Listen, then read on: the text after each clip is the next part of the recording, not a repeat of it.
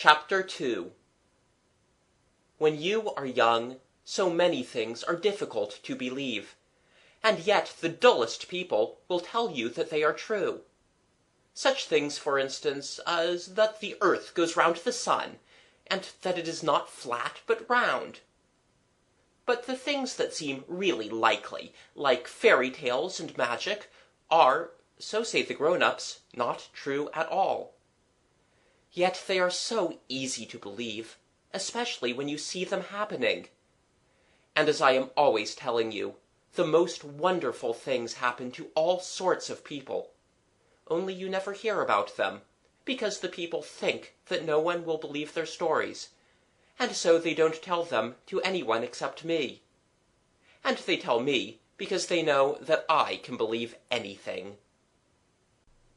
When Jimmy had awakened the sleeping princess, and she had invited the 3 children to go with her to her palace and get something to eat, they all knew quite surely that they had come into a place of magic happenings. And they walked in a slow procession along the grass towards the castle. The princess went first, and Kathleen carried her shining train. Then came Jimmy, and Gerald came last. They were all quite sure that they had walked right into the middle of a fairy tale, and they were the more ready to believe it because they were so tired and hungry. They were, in fact, so hungry and tired that they hardly noticed where they were going, or observed the beauties of the formal gardens through which the pink silk princess was leading them. They were in a sort of dream, from which they only partially awakened, to find themselves in a big hall, with suits of armor and old flags round the walls, the skins of beasts on the floor, and heavy oak tables and benches ranged along it. The princess entered, slow and stately, but once inside she twitched her sheeny train out of Jimmy's hand, and turned to the 3. "You just wait here a minute," she said, "and mind you don't talk while I'm away. This castle is crammed with magic, and I don't know what will happen if you talk." And with that, picking up the thick goldy pink folds under her arms, she ran out, as Jimmy said afterwards, most un-princess-like, showing, as she ran, black stockings and black strap shoes. Jimmy wanted very much to say that he didn't believe anything would happen, only he was afraid something would happen if he did, so he merely made a face and put out his tongue. The others pretended not to see this, which was much more crushing than anything they could have said. So they sat in silence, and Gerald ground the heel of his boot upon the marble floor. Then the princess came back, very slowly, and kicking her long skirts in front of her at every step. She could not hold them up now, because of the tray she carried. It was not a silver tray, as you might have expected, but an oblong tin one. She set it down noisily on the end of the long table, and breathed a sigh of relief. "Oh, it was heavy," she said. I don't know what fairy feast the children's fancy had been busy with. Anyhow, this was nothing like it. The heavy tray held a loaf of bread, a lump of cheese, and a brown jug of water. The rest of its heaviness was just plates and mugs and knives. "Come along," said the princess hospitably. "I couldn't find anything but bread and cheese, but it doesn't matter, because everything's magic here, and unless you have some dreadful secret fault, the bread and cheese will turn into anything you like. What would you like?" she asked Kathleen. "Roast chicken," said Kathleen, without hesitation. The Pinky Princess cut a slice of bread and laid it on a dish. "There you are," she said, "roast chicken. Shall I carve it, or will you?" "You please," said Kathleen, and received a piece of dry bread on a plate. "Green peas?" asked the princess, cut a piece of cheese, and laid it beside the bread. Kathleen began to eat the bread, cutting it up with knife and fork, as you would eat chicken. It was no use owning that she didn't see any chicken and peas, or anything but cheese and dry bread, because that would be owning that she had some dreadful secret fault. "If I have, it is a secret even from me," she told herself.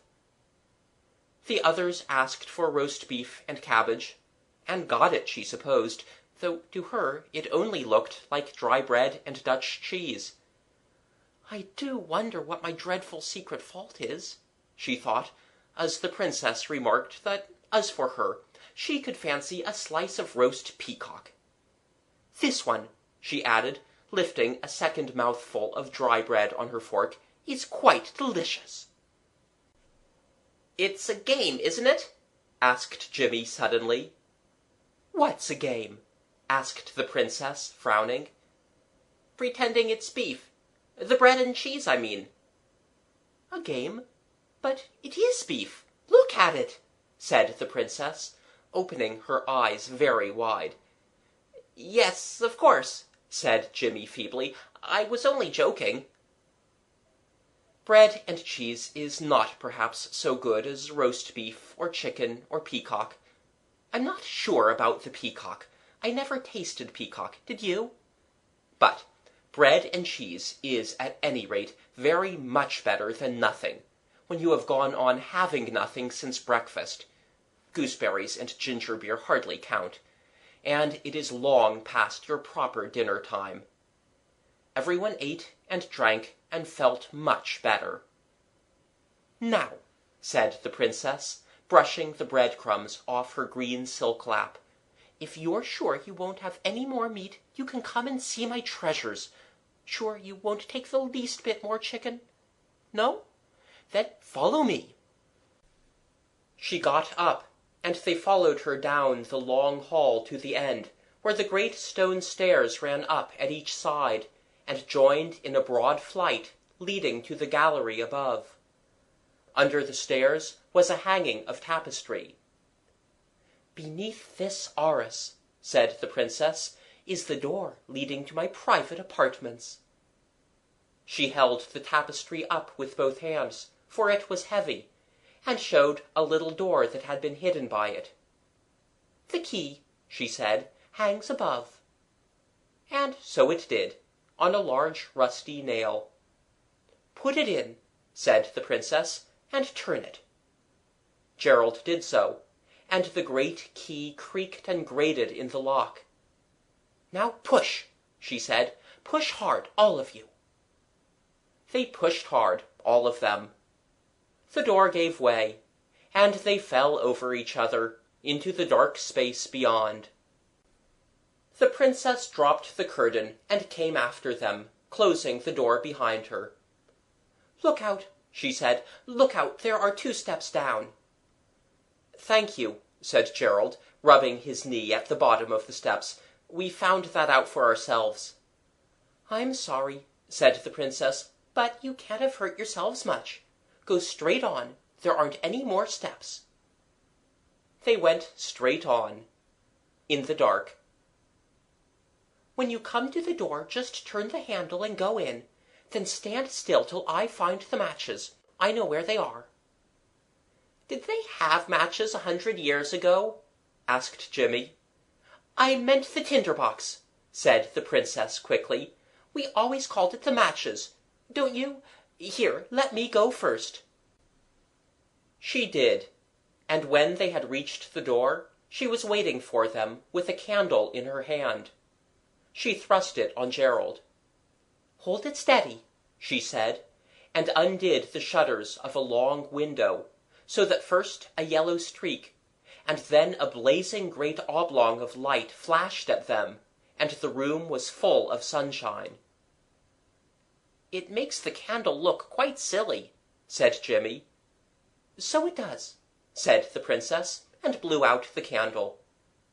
Then she took the key from the outside of the door, put it in the inside keyhole, and turned it. The room they were in was small and high. Its domed ceiling was of deep blue, with gold stars painted on it. The walls were of wood, panelled and carved, and there was no furniture in it whatever. "This," said the Princess, "is my treasure chamber." "But where," asked Kathleen politely, "are the treasures?" "Don't you see them?" asked the Princess. "No, we don't," said Jimmy bluntly. "You don't come that bread and cheese game with me. Not twice over, you don't." "If you really don't see them," said the Princess, "I suppose I shall have to say the charm. Shut your eyes, please, and give me your word of honor you won't look till I tell you, and that you'll never tell anyone what you've seen." Their words of honor were something that the children would rather not have given just then. But they gave them all the same, and shut their eyes tight. "Wickadil, ugadoo, beakadee, leagadeeve, nowgadow," said the Princess rapidly, and they heard the swish of her silk train moving across the room. Then there was a creaking, rustling noise. "She's locking us in!" cried Jimmy. "Your word of honor!" gasped Gerald. "Oh, do be quick!" moaned Kathleen. "You may look," said the voice of the Princess. And they looked. The room was not the same room. Yet, yes, the starry, vaulted blue ceiling was there, and below it 6 feet of the dark panelling. But below that, the walls of the room blazed and sparkled with white and blue, and red and green, and gold and silver. Shelves ran round the room, and on them were gold cups and silver dishes, and platters and goblets set with gems, ornaments of gold and silver, tiaras of diamonds, necklaces of rubies, strings of emeralds and pearls, all set out in unimaginable splendor, against a background of faded blue velvet. It was like the crown jewels that you see when your kind uncle takes you to the tower, only there seemed to be far more jewels than you or anyone else has ever seen together at the tower or anywhere else. The 3 children remained breathless, open-mouthed, staring at the sparkling splendors all about them, while the Princess stood, her arms stretched out in a gesture of command, and a proud smile on her lips. "My word," said Gerald, in a low whisper. But no one spoke out loud. They waited as if spellbound for the Princess to speak. She spoke. "What price bread and cheese games now?" she asked triumphantly. "Can I do magic, or can't I?" "You can, oh, you can," said Kathleen. May we touch?" asked Gerald. "All that's mine is yours," said the Princess, with a generous wave of her brown hand, and added quickly, "only, of course, you mustn't take anything away with you." "We're not thieves," said Jimmy. The others were already turning over the wonderful things on the blue velvet shelves. "Perhaps not," said the Princess, "but you're a very unbelieving little boy. You think I can't see inside you, but I can. I know what you've been thinking." "What?" asked Jimmy. "Oh, you know well enough," said the Princess. "You're thinking about the bread and cheese that I changed into beef, and about your secret fault. I say, let's all dress up, and you be princes and princesses too." "To crown our hero," said Gerald, lifting a gold crown with a cross on the top, "was the work of a moment." He put the crown on his head, and added a collar of SS, and a zone of sparkling emeralds, which would not quite meet round his middle. He turned from fixing it by an ingenious adaptation of his belt, to find the others already decked with diadems, necklaces, and rings. "How splendid you look," said the Princess, And how I wish your clothes were prettier. What ugly clothes people wear nowadays. 100 years ago—" Kathleen stood quite still, with the diamond bracelet raised in her hand. "I say," she said, "the King and Queen?" "What King and Queen?" asked the Princess. "Your father and mother, your sorrowing parents," said Kathleen. "They'll have waked up by now. Won't they be wanting to see you? After 100 years, you know." "Oh, yes," said the Princess slowly. "I embraced my rejoicing parents when I got the bread and cheese. They're having their dinner. They won't expect me yet. Here," she added, hastily putting a ruby bracelet on Kathleen's arm. "See how splendid that is." Kathleen would have been quite content to go on all day, trying on different jewels, and looking at herself in the little silver-framed mirror that the Princess took from one of the shelves. But the boys were soon weary of this amusement. "Look here," said Gerald, "if you're sure your father and mother won't want you, let's go out and have a jolly good game of something. You could play besieged castles awfully well in that maze, unless you can do any more magic tricks." "You forget," said the Princess. "I'm grown up. I don't play games. And I don't like to do too much magic at a time. It's so tiring. Besides, it'll take us ever so long to put all these things back in their proper places." It did. The children would have laid the jewels just anywhere, but the Princess showed them that every necklace or ring or bracelet had its own home on the velvet, a slight hollowing in the shelf beneath, so that each stone fitted into its own little nest.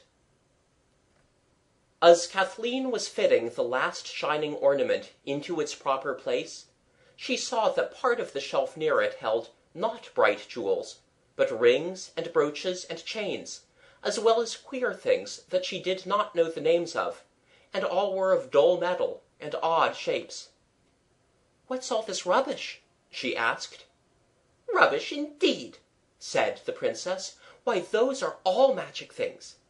This bracelet, anyone who wears it has got to speak the truth. This chain makes you as strong as 10 men. If you wear this spur, your horse will go a mile a minute, or if you're walking, it's the same as 7-league boots." "What does this brooch do?" asked Kathleen, reaching out her hand. The Princess caught her by the wrist. "You mustn't touch," she said. "If anyone but me touches them, all the magic goes out at once, and never comes back. That brooch will give you any wish you like." "And this ring?" Jimmy pointed. "Oh, that makes you invisible." "What's this?" asked Gerald, showing a curious buckle. "Oh, that undoes the effect of all the other charms." "Do you mean really?" Jimmy asked. "You're not just kidding?" "Kidding, indeed!" repeated the Princess scornfully. "I should have thought I'd shown you enough magic to prevent you speaking to a princess like that." "I say," said Gerald, visibly excited, "you might show us how some of the things act. Couldn't you give us each a wish?" The Princess did not at once answer, and the minds of the three played with granted wishes, brilliant yet thoroughly reasonable, the kind of wish that never seems to occur to people in fairy tales when they suddenly get a chance to have their 3 wishes granted. "No," said the Princess suddenly. "No, I can't give wishes to you. It only gives me wishes. But I'll let you see the ring make me invisible. Only you must shut your eyes while I do it." They shut them. "Count 50, said the Princess, "and then you may look. And then you must shut them again, and count 50, and I'll reappear." Gerald counted aloud. Through the counting one could hear a creaking, rustling sound. 47, 48, 49, 50, said Gerald, and they opened their eyes. They were alone in the room. The jewels had vanished, and so had the Princess. "She's gone out by the door, of course," said Jimmy. But the door was locked. "That is magic," said Kathleen breathlessly. "Maskelyne and Devant can do that trick," said Jimmy, "and I want my tea." "Your tea?" Gerald's tone was full of contempt. "The lovely princess," he went on, "reappeared as soon as our hero had finished counting 50. 1, 2, 3, 4. Gerald and Kathleen had both closed their eyes. But somehow Jimmy hadn't. He didn't mean to cheat, he just forgot. And as Gerald's count reached 20, he saw a panel under the window open slowly. "Her," he said to himself, "I knew it was a trick!" and at once shut his eyes, like an honorable little boy. On the word 50, 6 eyes opened, and the panel was closed, and there was no princess. "She hasn't pulled it off this time," said Gerald. "Perhaps you'd better count again," said Kathleen. "I believe there's a cupboard under the window," said Jimmy, "and she's hidden in it. Secret panel, you know." "You looked! That's cheating," said the voice of the princess, so close to his ear that he quite jumped. "I didn't cheat." "Where on earth, whatever," said all three together, for still there was no princess to be seen. "Come back visible, princess dear," said Kathleen. "Shall we shut our eyes and count again?" "Don't be silly," said the voice of the princess, and it sounded very cross. "We're not silly," said Jimmy, and his voice was cross too. "Why can't you come back and have done with it? You know you're only hiding." "Don't," said Kathleen gently. "She is invisible, you know." "So should I be if I got into the cupboard," said Jimmy. "Oh, yes," said the sneering tone of the princess. "You think yourselves very clever, I dare say. But I don't mind. We'll play that you can't see me if you like." "Well, but we can't," said Gerald. "It's no use getting in a wax. If you're hiding, as Jimmy says, you'd better come out. If you've really turned invisible, you'd better make yourself visible again." "Do you really mean," asked a voice quite changed, but still the princess's, "that you can't see me?" "Can't you see we can't?" asked Jimmy, rather unreasonably. The sun was blazing in at the window. The 8-sided room was very hot, and everyone was getting cross. "You can't see me?" There was the sound of a sob in the voice of the invisible princess. "No, I tell you," said Jimmy, "and I want my tea, and—" What he was saying was broken off short, as one might break a stick of sealing wax. And then, in the golden afternoon, a really quite horrid thing happened. Jimmy suddenly leaned backwards, then forwards. His eyes opened wide, and his mouth too. Backward and forward he went very quickly and abruptly, then stood still. "Oh, he's in a fit! Oh, Jimmy, dear Jimmy!" cried Kathleen, hurrying to him. "What is it, dear? What is it?" "It's not a fit," gasped Jimmy angrily. "She shook me."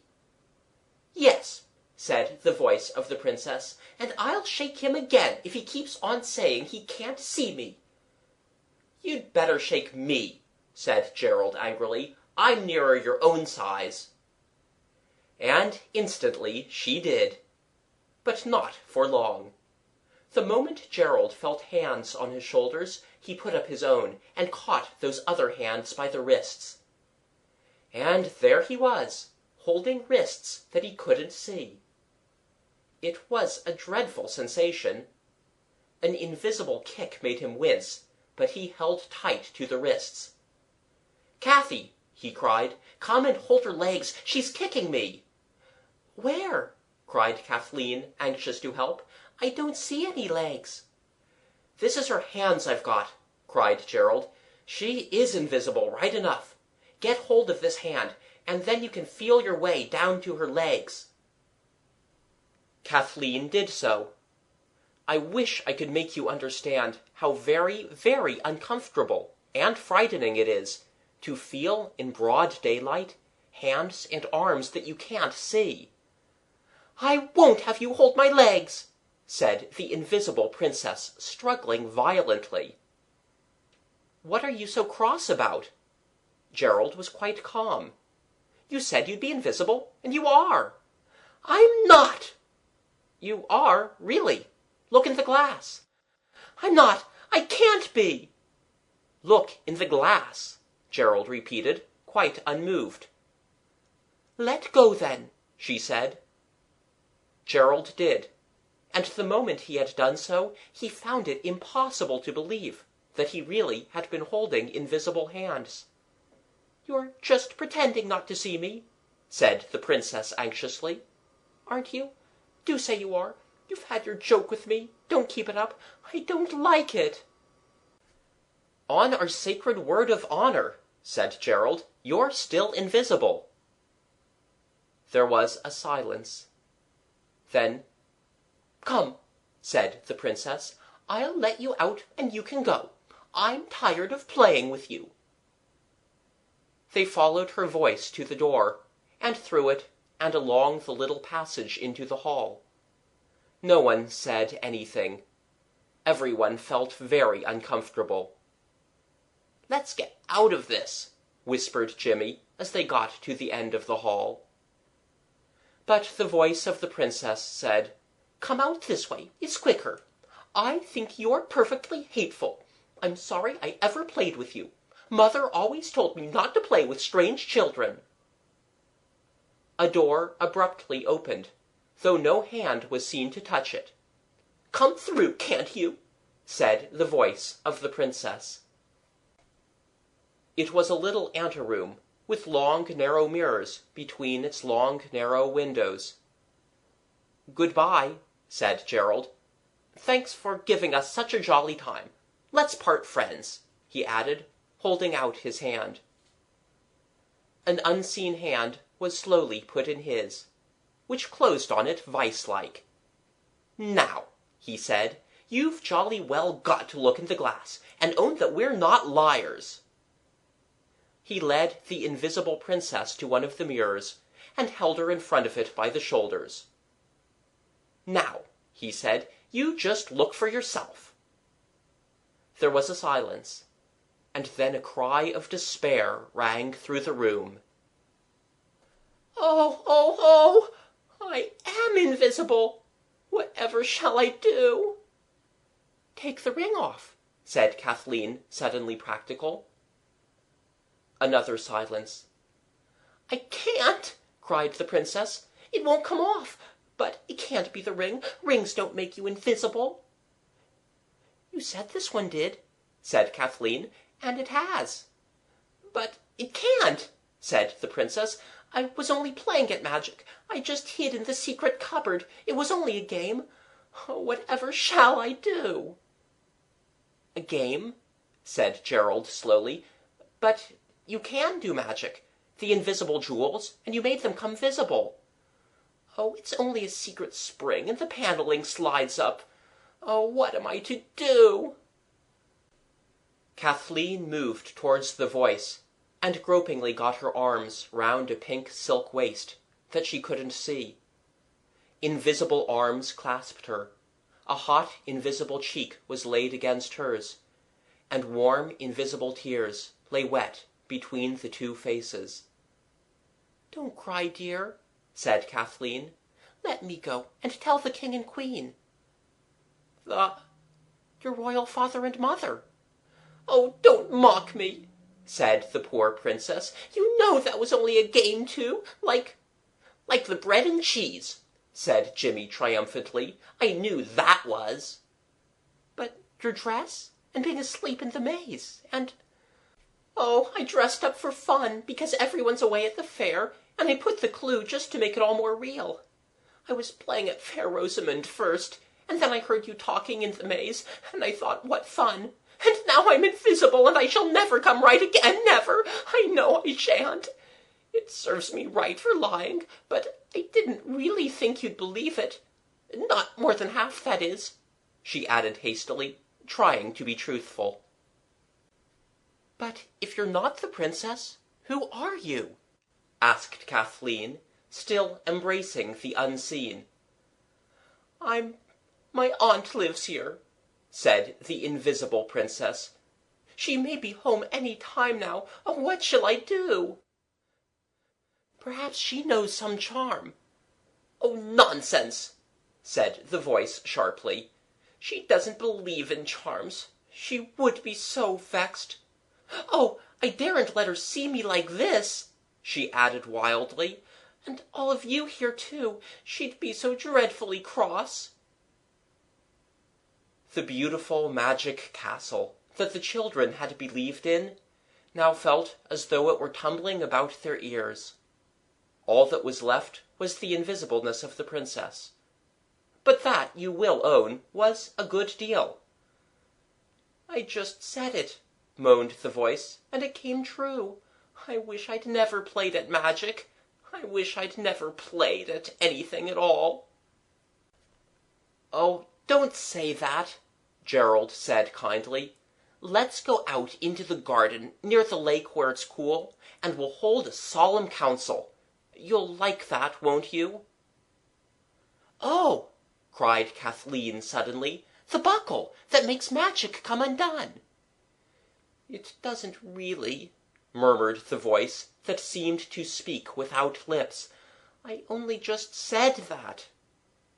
"You only just said about the ring," said Gerald.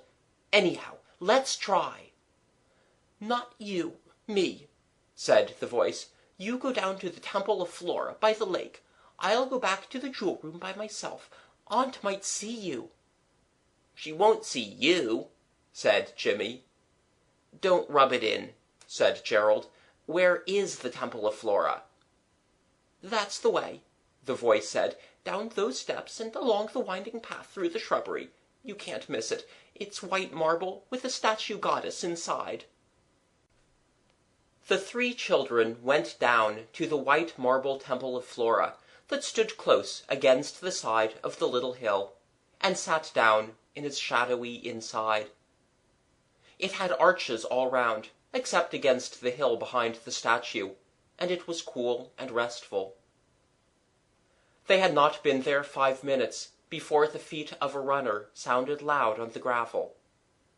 A shadow, very black and distinct, fell on the white marble floor. "Your shadow's not invisible, anyhow," said Jimmy. "Oh, bother my shadow," the voice of the princess replied. "We left the key inside the door, and it shut itself with the wind, and it's a spring lock." There was a heartfelt pause. Then Gerald said, in his most businesslike manner, "Sit down, Princess, and we'll have a thorough good palaver about it." "I shouldn't wonder," said Jimmy, "if we was to wake up and find it was dreams." "No such luck," said the voice. "Well," said Gerald, "first of all, what's your name? And if you're not a princess, who are you?" I'm, said a voice broken with sobs. "I'm the housekeeper's niece at the castle, and my name's Mabel Prouse." "That's exactly what I thought," said Jimmy, without a shadow of truth, because how could he? The others were silent. It was a moment full of agitation and confused ideas. "Well, anyhow," said Gerald, "you belong here." "Yes," said the voice, and it came from the floor, as though its owner had flung herself down in the madness of despair. "Oh, yes, I belong here right enough. But what's the use of belonging anywhere if you're invisible?"